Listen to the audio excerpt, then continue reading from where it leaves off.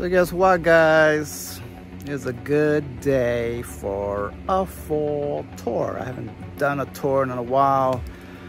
We just had a hurricane come through Florida. So why not? Why not do a tour now? Luckily, things went well here. Not too much damage. Had one little banana fall down and Roselle that got tipped over, but that was pretty much it. So guys, follow me and we're gonna do this little tour and I'll show you guys the fruit forest. Follow me. So you guys can see there's my passion vine. That's where it starts. Got a few bananas down here. This is my honey kiss mango. And as you can see, my passion fruit vine just runs all the way down the fence line there. These are my big boys. There's racks on these guys. Another rack up there. These are my tall Namwas. Tall Namwa bananas. I also have some Manzano. I believe these are Manzano. Got racks over there. There's a difference between the racks of the Manzanos. Let me actually show you the way that they grow. These are Manzanos, you see the way they grow compared to these that are tight and clustered. This is your Namwa, and then you come over here and you see how these are loose. It's not a tight formed rack. That's a Manzano. Okay, all right, moving right along. I got some shampoo ginger growing here, lemon meringue mango. That's a Venus mango over there. Bunch of pineapples that I keep on this side because they love it. As you can see, my bananas also love it over here. This side that I have things growing in over here, it's gonna be my more wet side. This is where the water comes. When it rains, I get the water from the neighbors next door, my water.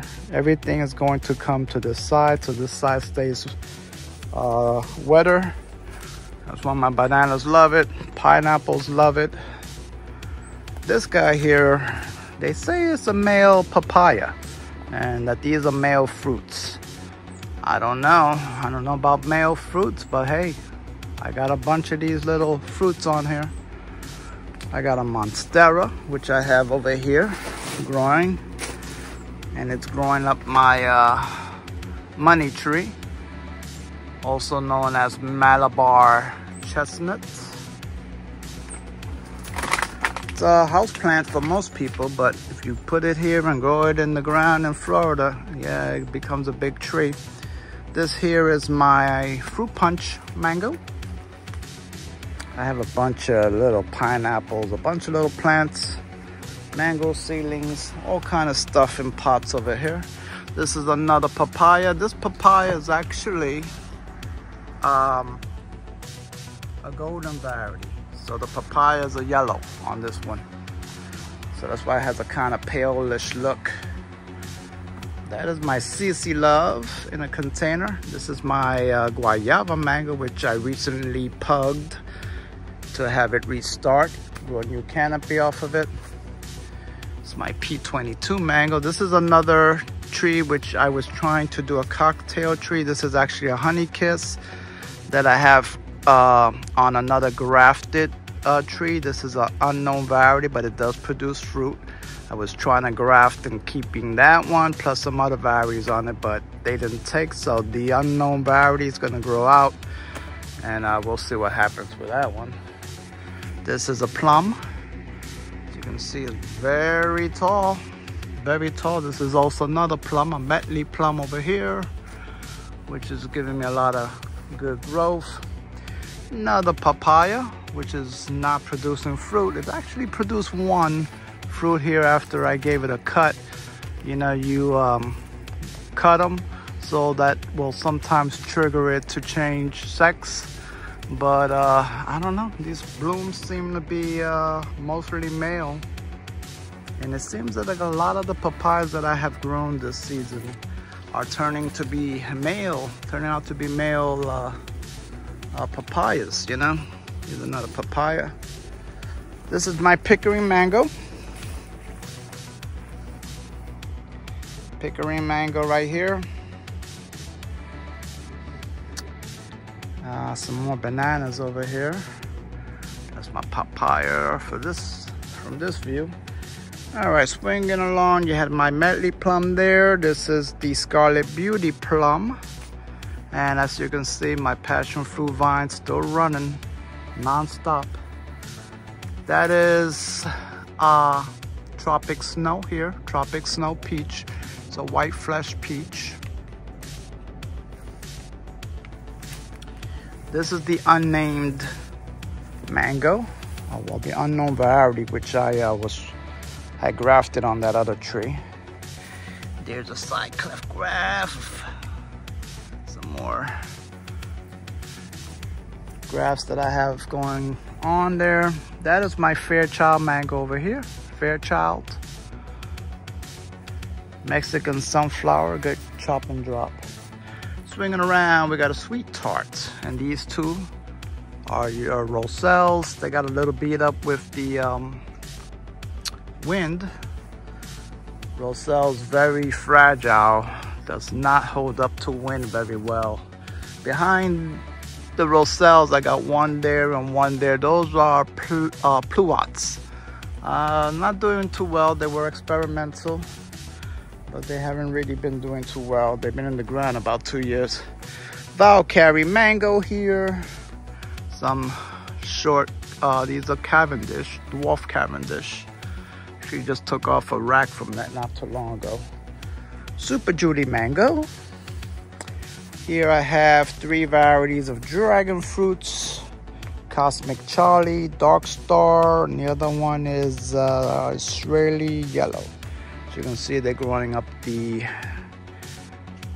trunk here nicely. They'll be reaching the top soon and hanging over. That little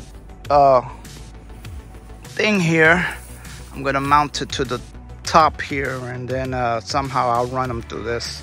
We'll see. I'm trying to figure out what I'm gonna put on the top. This is a citrus sweet lime, and I have another lime that I grafted onto it as well. There's some avocados here, right there. You got 2 actually. They're gonna grow pretty well. I have a 3rd one, Brogdon. That is an improved pollock, and this one I always forget the name of. But anyway, it's gonna be a little avocado hedge over here. I know, they're close, but hey, that's why you trim stuff, right? This is my cotton candy mango, which is actually a cocktail tree. There's about 5 different varieties on that tree. That is your ice cream mango right over here.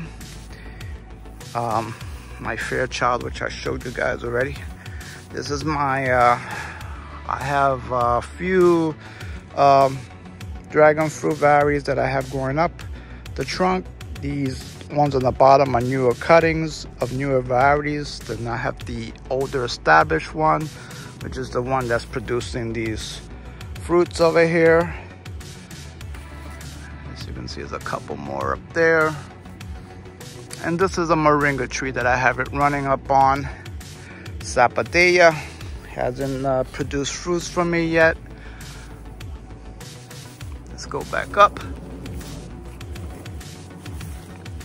This is a tangerine tree. Some more bananas up there. Mexican sunflower, which is a chop and drop, but it's also gonna serve as a little break come winter, or winter break, cold break. This is a white sapote, Patanga tuba. I have Spanish lime growing over here.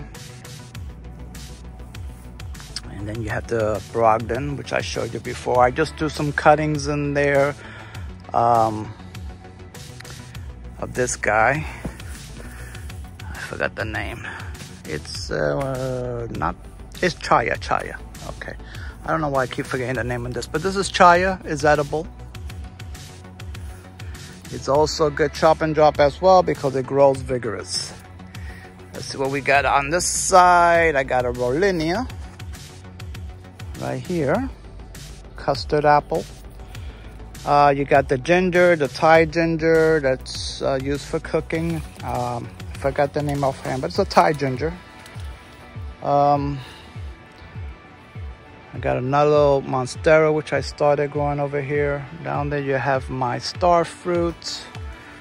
And this up here, this big boy, is the Royal Poinciana, also known as Flamboyant if you're from the Caribbean. And I have a dragon fruit vine running up the tree. And it does have some fruit here. This guy here is Suriname cherry, but because it's in shade, it's pretty much ornamental.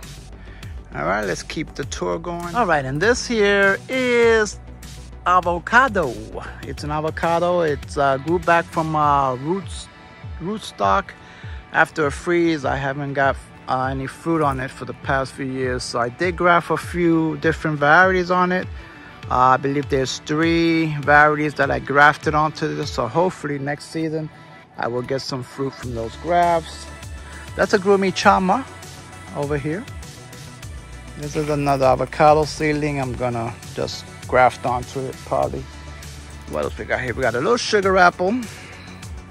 This here is your Gefner Adamoya. There's a couple fruits left on my Gefner actually. Here's one fruit over here. There's another fruit in the back, and it's next to Red Capon, which is a red sugar apple. Let me see, I got a fruit here. There's a fruit for you right there. And that's my avocado over here. Okay, and on this is another moringa. I have some dragon fruit climbing up on this one. I got one that's already up here too. This moringa that I have here is gonna get I'm gonna get rid of that one. This is a hog plum. I have Oro Negro, little Oro Negro, which I grafted onto an old avocado that I had there prior. That there is my Karen Michelle mango. That's the pineapple pleasure. We'll swing around and I'll show you those a little better. This is another Rollinia, another custard apple. Doesn't seem to like it too much in this spot, so I may be taking it out of here. That's your Katuk, pretty big Katuk. This is edible. You can eat these leaves. Back there is a grapevine, muscadine grapevine, which does produce some dark purple grapes. This is my mulberry. It's unknown variety. This is the only one I have in the ground. I have like 3 other varieties that are in containers.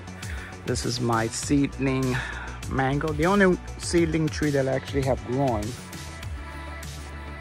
Here's another avocado, Oro Negro. Let's see what else we got here. Let's not miss this guy.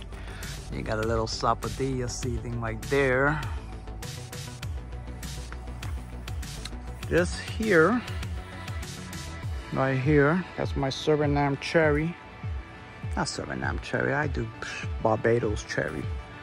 Got some more bananas over here. It's a loquat seeding that someone gave me.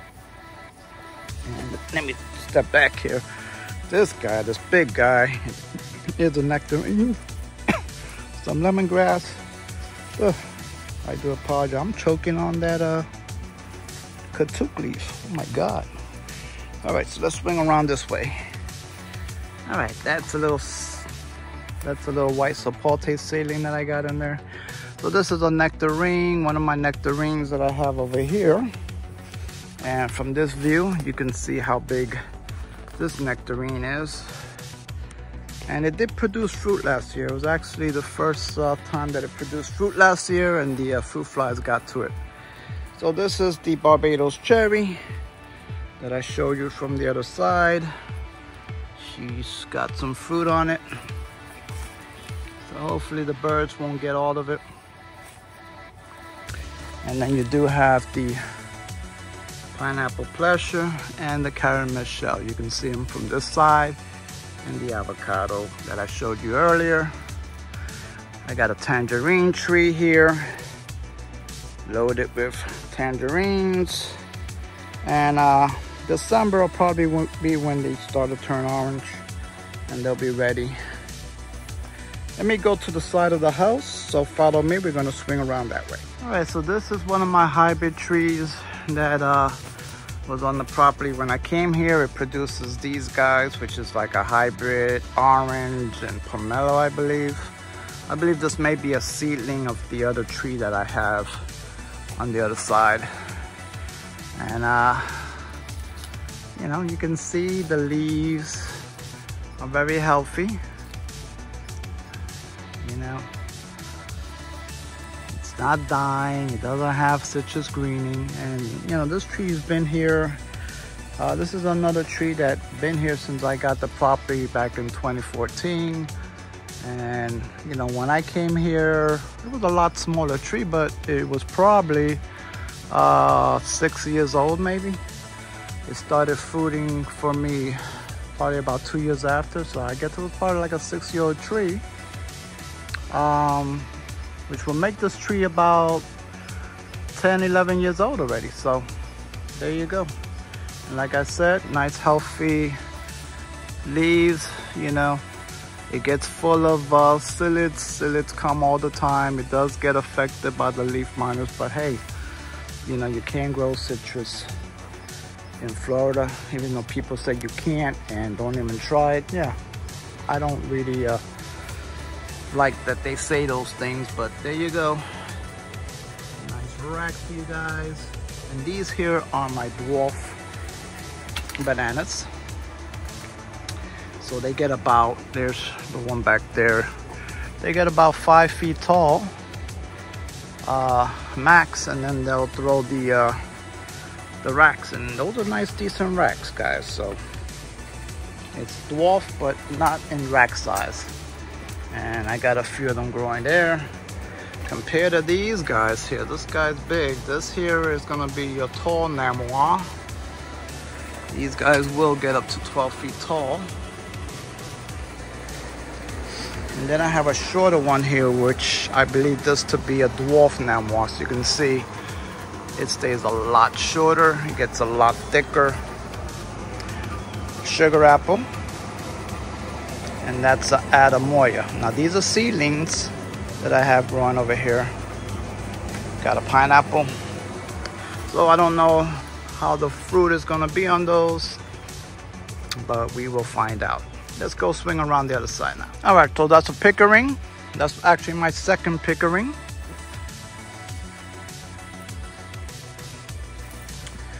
Some more bananas. That is Dupois Saigon mango. Sugarloaf. And then I have a lot of mango seedlings, a lot of, you know, just odds and ends that I have growing, some more citrus. That over there is my star fruit. Another Roselle hibiscus. Then I have my little lychee here. My bonsai lychee, I called it, because this thing is probably around 8 years old, and look how small it is. That is my Edward mango. Over here, Edward. And let's go swing around here. This is my Kesar. It's a Kesar mango over here. A few more bananas in the mix. This Leaner. It's got a rack. This is a Namois. It's not as big and tall as the ones on the other side because the environment here is not as good, as ideal as the side over there. But it is a Namois, and like I showed you before, you have a tighter rack on these. This here is my red hybrid jaboticaba. No fruits right now, but you know, did pretty well in the hurricane. It's not all chewed up and all twisted. You would think that with these thin branches, you know, it would have got all messed up, but did pretty well. That was my Phoenix mango right over here. I think I showed you that was my Sunracer nectarine over there. And we are now in the front. That's a Sapodilla I showed you before. Another one of my pineapples. And these are the dragon fruits. I actually have 3 up here, and then you got the one in the back there. This is another citrus that I have in a container. Another one over here. And the thing with citrus, they don't really like to be, especially smaller trees, they don't really like to be in the sun, you know, full time like that. They don't like to be in that sun, harsh sun. They do like a little bit of shade, filtered sun, and they do need to get fertilized a lot in order to keep them nice and green like this. This one here is in the ground, and I do need to get a little more fertilizer into this one, because then what happens, you'll get the yellow leaves. The yellowing leaves, they don't come out as green, and that's just because it needs to get a little fertilizer. But she's still doing well. You know, the leaf is, you know, they're still good. You do get some leaf minor issues on this one, but you know, other than that, she did have fruit on it. I took off the last of it. This is a lime tree, so I took those off already. Swinging around, let me show you the matriarchs of my citrus over here, my biggest tree. I would say this tree is probably about 18 years old, 18 or 20 years old. She's actually flushing out right now. So as you can see that it's like my other tree. The flush is nice, beautiful, green. You know, it gets the psyllids on here. You know, it does get the leaf minor. But hey, 20-year-old tree, 18 or 20-year-old tree, even if it was a 15-year-old tree, still, this is good, you know? You see any citrus greening on that? The fruit production on this tree, it's forget it. There's fruits on here everywhere you look, you know? So I really hate it when people, you know, they'll say, oh, you can't grow citrus, and all of this is gonna die. 5 years, 6 years, your tree will be dead. Yeah, you know, I hate that. I hate that. Got another trellis here. A few dragon fruits going up here, and once it gets to the top, I will run it through here and let it hang and do its thing. Another papaya, which looks like it's male. Seems like most of the papayas that I've planted, for some reason, they all pretty much came out male. So I got some bad seeds, I guess. They look like they were male. All right, so guys, I think that's it. We swung around and pretty much did everything. Actually, no, there's a little section over on that side. Follow me, we'll go over there. All right, so past the greenhouse, and I'm pretty much underneath my citrus here. The citrus is where I put a lot of my shade-loving trees. I'll put them under here because it does give a nice amount of shade, and it does protect. I have a lot of my mangoes and other trees that I moved here because of the storm. This is my Chinese lantern. All of these I have to move them back out into the sun. I got my pandons over here, and I got orchids that I grow in here. I got a Hoya vine, which I grow up this tree. It grows all up in the canopy, and when it blooms, you'll see there's a Hoya blooms all over the place. It's not blooming season right now, but there is a little bloom right there, you guys can see. And so just imagine when it's in bloom, you'll have about 10 of those little, 10, 12 of those little flower